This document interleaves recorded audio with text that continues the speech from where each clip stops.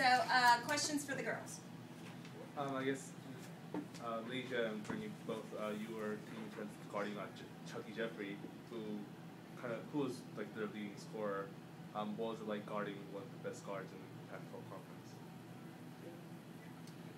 Well, it was. I would say it was a hard task. She's really strong, and she's very skilled. She's a very skilled player. So it was actually pretty fun guarding her. You know, last game we played, she actually did really, really good, and I had a very bad defensive game, and so we watched film, and pretty much my goal for this game was to pretty much contain her and just pretty much just play very good defense, not too much, and just don't wake her up. Right.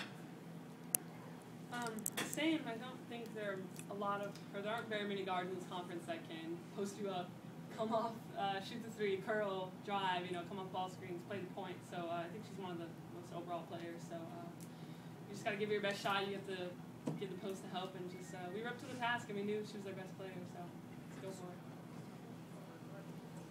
Other questions for the girls?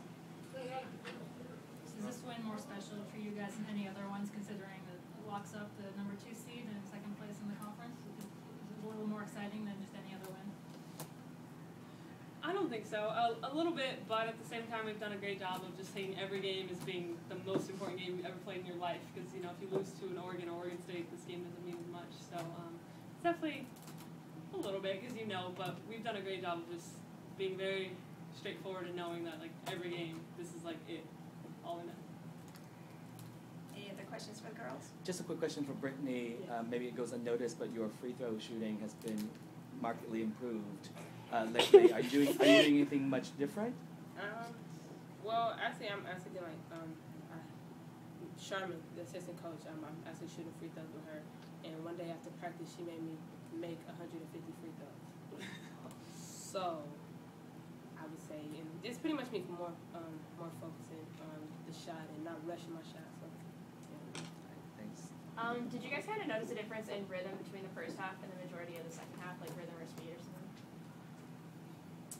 We always notice when our defense is vision, intensity, focus, as Coach G calls it. Our defense fuels our offense a lot, and when we got in a few offensive lulls, we just always have to look back to our defense, pick it up. We started getting a lot of open shots. So whenever our defense is really getting stops and working hard, you can tell our offense is really going and get a lot of transition runs.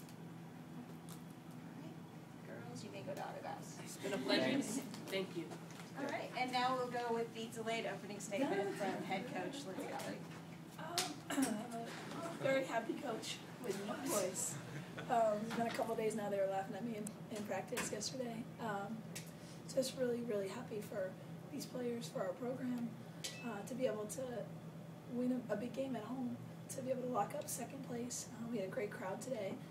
We talked coming out about our defensive intensity. I thought that was the difference maker in the second half against Utah, and we wanted to play 40 minutes with that, and I just was really pleased with the way that not only we made looks tough for a very, potent Colorado offense, but also we were disruptive, and that leads to our offense. I thought this was a signature win for this team because of the way we win. I mean, we're 7 people off the bench that just know what they're doing, can make plays, and I think that's a credit to how this team wants to be known, which is a true team, and be happy for each other, and that the success of the team will raise everybody up.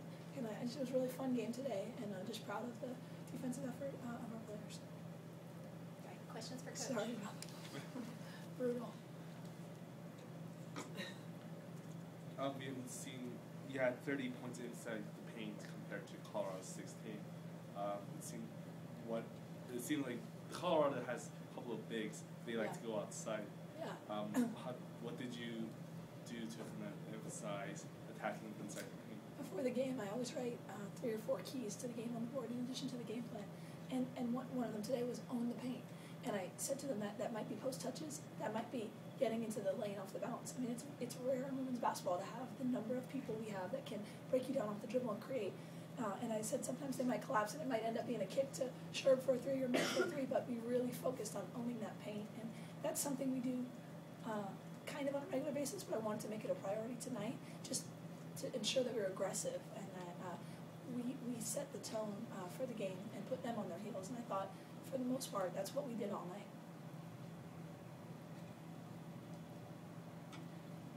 You held another team under 50 points this weekend, and then 18 points in the second half. And when you talk about defense, you said, you know, the defensive intensity or energy. Is that the bulk of the difference, do you think, like from one game to the next, or is it like more, you know, game planning and wrinkles and stuff too? I think there's game planning and wrinkles involved all the time. You know, I've said many times, I think, again, in women's basketball, if you can take away what a team's comfort zone is and the way that they like to score, they don't often have a plan B, C, and D.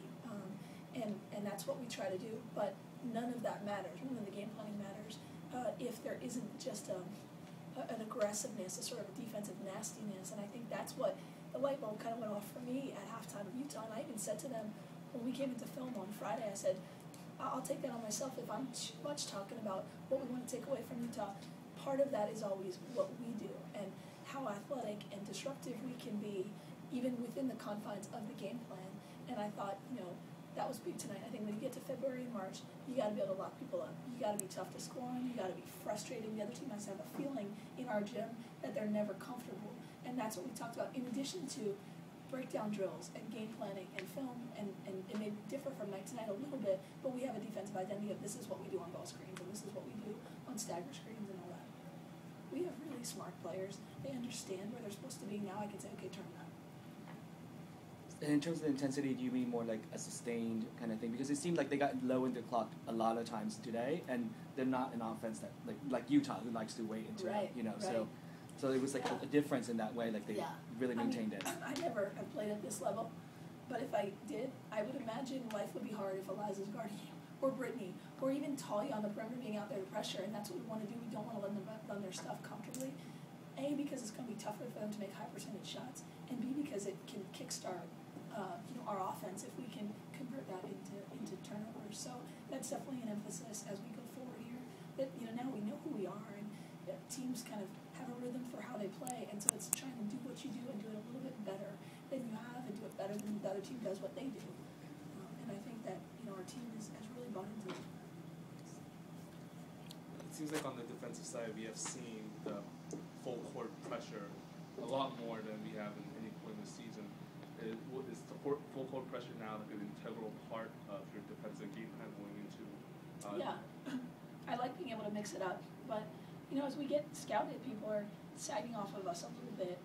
They're trying to game plan us in the court, and I think we have some answers. Obviously we're shooting the ball well from the three, and we know we can do some things in the half court. But the more that we can make the game fast, I think that's on me sometimes to be able to help them dictate that tempo.